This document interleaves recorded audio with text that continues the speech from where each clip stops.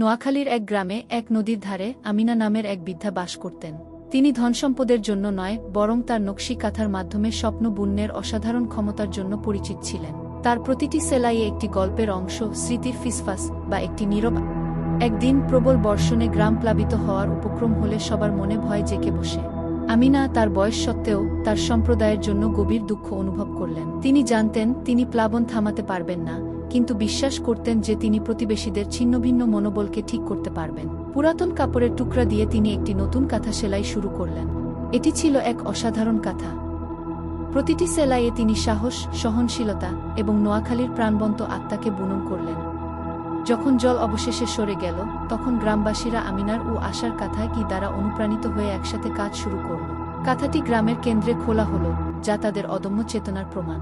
আমিনার কাঁথা একটি কিংবদন্তি হয়ে উঠল, যা প্রজন্ম থেকে প্রজন্মান্তরে প্রেরণা জুগিয়ে চলেছে।